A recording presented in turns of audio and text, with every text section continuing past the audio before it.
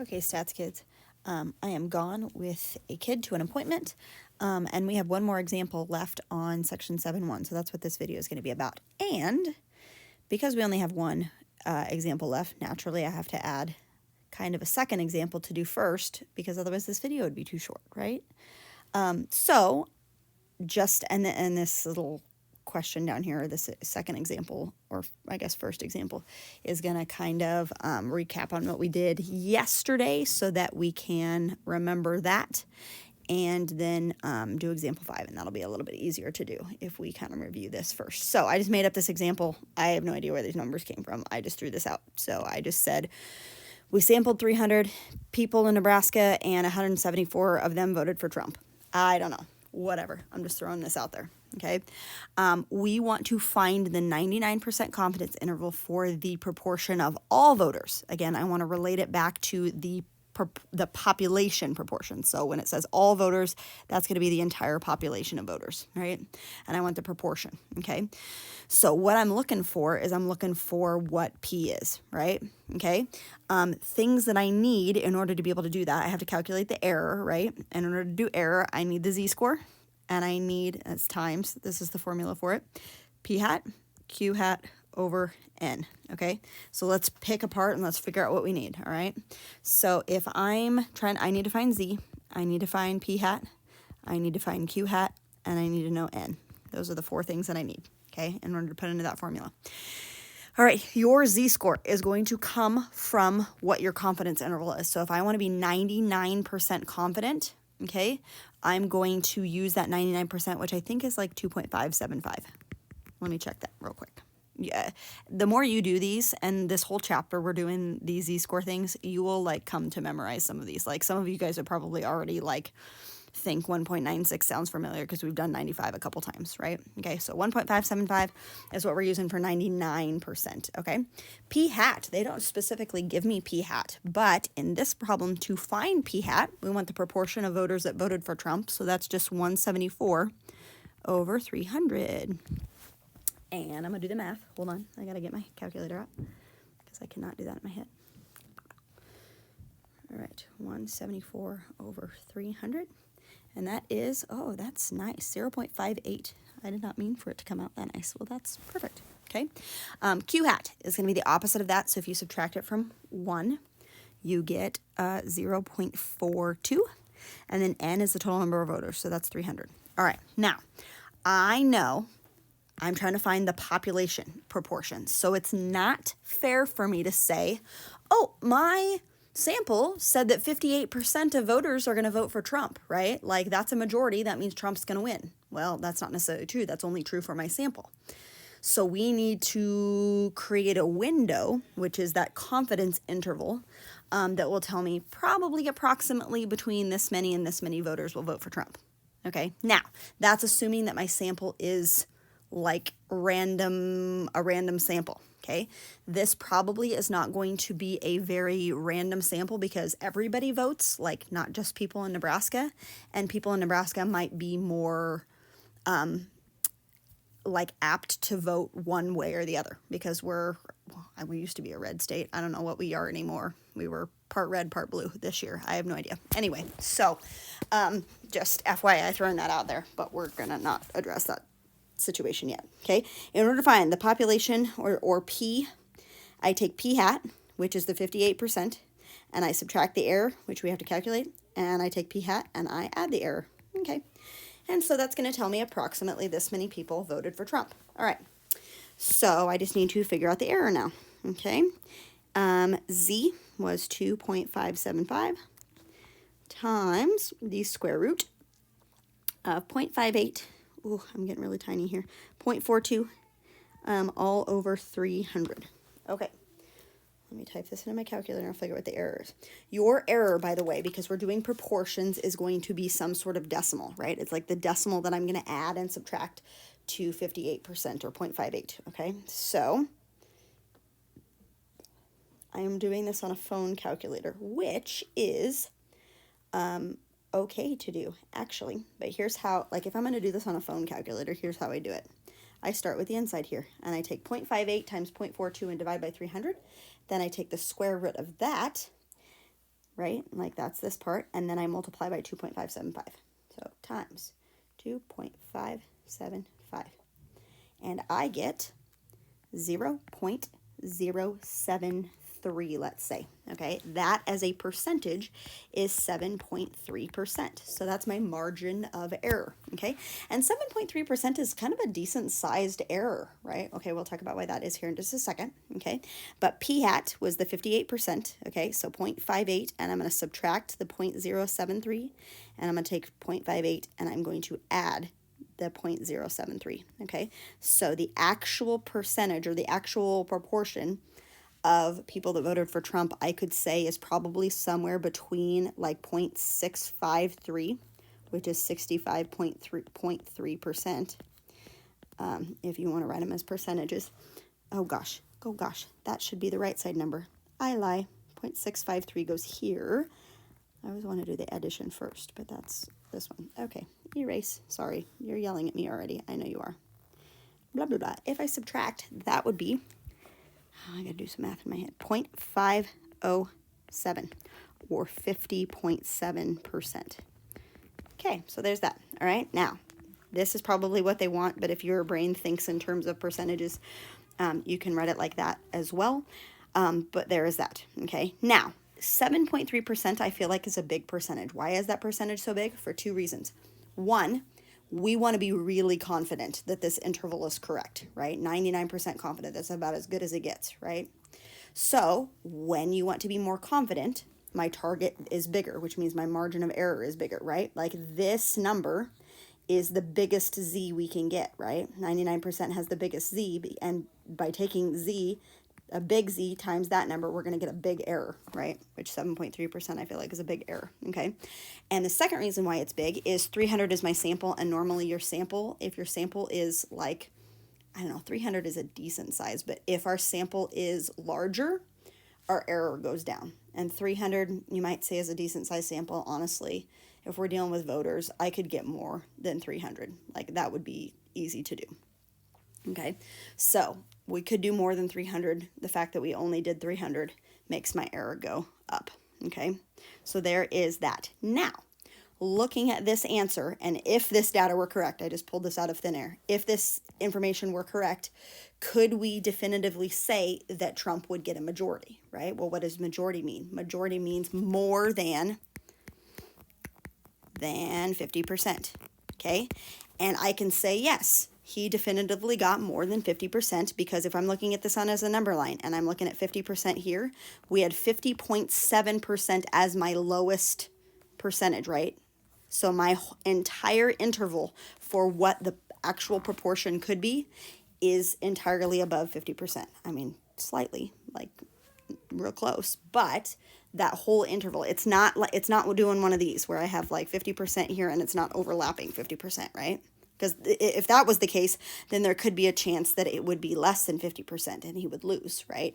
But according to this information, he does get the majority, even if it's the low end, right? Even if it's 50.7, that would still be a majority. That would still be above 50, okay? So they'll have you answer questions like that in your homework assignment and stuff probably, but like there is the rundown of like what we did yesterday, okay? Calculating the error, adding it and subtracting it from p hat. This is how you find what your proportion actually is, or that confidence interval, okay? All right, on that note, I'm going to use this formula, and I'm going to transpose it over here. To find the error, you take the z times the square root of p hat times q hat over n. And here's the deal. Here we are trying to find the sample size. Okay, what variable do we use for sample size? That is n, right? So now it's not e that we're looking for, it is n that we're looking for, right? Okay. All right, and so we're going to kind of like basically kind of work backwards in this problem to do this, right? Okay, so when the author was conducting research for this chapter, I'm starting with the paragraph, he could find no information about the percentage of adults who make online purchases. Yet that information is extremely important to online stores as well as brick and mortar stores. Whatever, that's just background information. We haven't even gotten to any numbers yet. If the author were to conduct his own survey, how many adults, that means you're trying to solve for n, that's where my question mark lies. How many adults must be surveyed in order to get a 95% confidence? I'm going to write that down. 95% confident. okay? 95% confident tells me what the z is, and z for 95% is that 1.96 number, okay? So I know that information is going to come from there.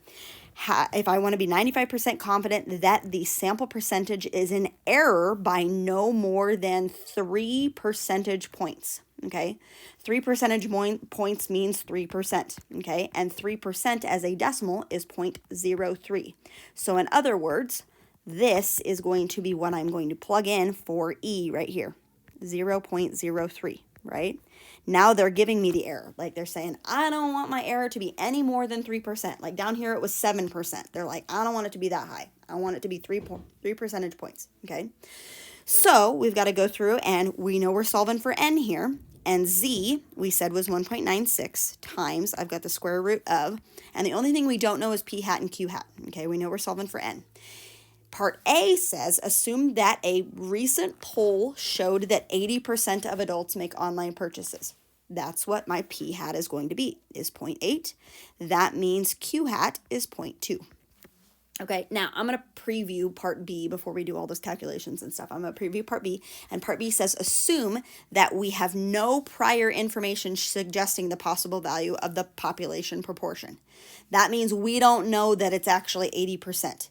If they say no prior information is given, like what do we use for p hat and q hat, right? If we don't have any prior information. If that's true, then we use 0.5. We use 50%, okay? If no prior information is given, we have to resort to an even split of 50-50. Okay, so that's what we're going to be doing for part B. So we're just working this equation kind of backwards and solving for n. So the first thing that we're going to do is I'm going to get rid of this 1.96. So I'm going to divide by 1.96. 1.96. And now he's gone from there. Okay, then I'm going to get rid of the square root, right? Which is going to square both sides, right? I've got to square both sides to get rid of the square root, okay? Okay, so now I have 0.03, and it's going to be a really tiny number, divided by 1.96, and I'm going to square that. And that is like, okay, hold on. What just happened? Clear, clear, clear. What did you just do? I got to do it again. Sorry. 0.03 divided by 1.96 is that. And I want to square it. And it is, oh gosh, is that true? 0. Oh, no. That's on the left side. 0.000234 and change, whatever that is, right? That's what this whole thing is right here, okay? That's equal to this guy right here. Okay, and I'm going to go ahead and do some math. 0.8 times 0.2 is 0.16 over n, right? Like I can do that. That's okay. The square root again is gone because it's squared, okay? Now if I'm trying to solve for n, I'm just going to do this little switcheroo thing, right? Okay, and that's going to help me solve for n. So n is going to be equal to, and I've got to figure out how to do this. Can I do? 427,738. Okay, I'm just gonna go a lot of decimal places because I can't use the answer. I wish I could do that. I don't know how to do that on a phone calculator. Maybe somebody else knows. I don't know. 0.16 divided by 0.00023427,738. I just went a whole bunch of decimal places. And it says the n must be 682.95. Okay, we always round up.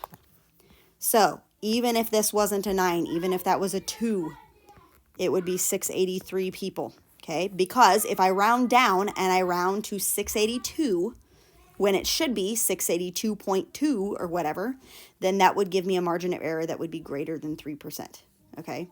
So I have to round up. I have to have that extra person in order for the margin of error to be less than 3% or 3%, okay? So there's that. All right, now, there's an easier way to do this. All of the things, right? Like, why can't I just work this formula to solve for n? You can, okay? Here's what we did. This was the margin of error, okay? I'm going to do this. The margin of error divided by the z-score. I took and I squared that, right? And then over here was your p hat, q hat, right? We took the p hat, q hat divided by this guy, right? Like that's what we did. So if you want to cheat and just use this formula from now on, that is this formula worked backwards. Okay, so do with that as you please. That's what we're going to do for this next one. So part B is where we're going to do just the 50-50, and this will go faster. So we got, I'm gonna write it down here. We got 0.5 on the top. That's what P is. 0.5 on the bottom, or 0.5 for Q hat. Again, that is because no prior information is known, so we have to resort to using P hat, Q hat as 0.5. I've got the error. I want to be 0.03. I want the z-score to be 1.96 because we're doing 95%. And I have that going on. Okay, this, if you want to do this in your head, 0.5 times 0.5 is 0.25, right? So there's that for you. And I wish I did not have a phone calculator. Sorry. 0.25 divided by parentheses. Oh, but a phone calculator does like type everything out really nicely for you now. So yeah, that will work. Yeah. Now I can actually see what I'm typing in though. Ha. Okay. 1067.1 repeating, right? Okay. So that's how that works. Okay. That means that I would have to survey 1068 because we always round up. Even though it was 0.1, we round up. Because if we don't round up and we round down to 7, that would make my margin of error like 3.1% instead of 3%. I don't want 3%. Okay, so therefore we have to round up to 1068. Always, always, always. Okay, so that's the answer to part B. Okay, part B, if it's 0.5 and 0.5, all the things, right? Now, let's say, just one more really quick thing and then I'll be done talking, I promise. They said 3 percentage points for my margin of error. Margin of error, I want to be 3%. Let's say they were letting me be a little lenient and they're going to say, okay, you don't have to be so strict and have your margin of error be only 3%. Let's let you have a margin of error of like 7%, right? Like this one was. This one was 7%. Okay, if they allow me to have more of a margin of error, what happens to my sample? Okay, I'm going to say that again, and then you figure, you take a guess. If instead of doing 3% for my margin of error, they're allowing me to make more of an error, right? Like 7%. They're saying, you can have an error as large as 7%, right? Fine. What does that do to my N? Okay, if I'm allowed more error, then I can be lazier. And by being lazy, I don't have to survey as many people. So my N can go down, right? If your error goes up, then your N a lot of times goes down, right? And we talked about that over here. I said your N was 300, which wasn't a very big number, right? Like over here, it was at least 600 for one of them. 300 is not a very terribly large N, and that also contributed to why the percentage was so high for margin of error. If we would have surveyed even 500 people, this margin of error might have been closer to 5%, right? So your margin of error and your N are inversely related. Inverse relationship. Okay, so that means as one goes up, the other one goes down, and vice versa. If your error goes up, your N goes down. Well, I guess I shouldn't. Yeah. If your N goes down, your error goes up, and vice versa. All that stuff, right?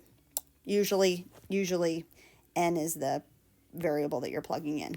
So, whatever. Anyway, okay, there you go. I'm done talking. Yesterday I told you to do 1 through 6. Do 7, 8, 9, 10 for this now. And I think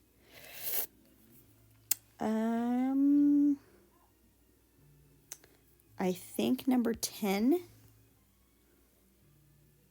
And yeah, number 10 is like that last problem.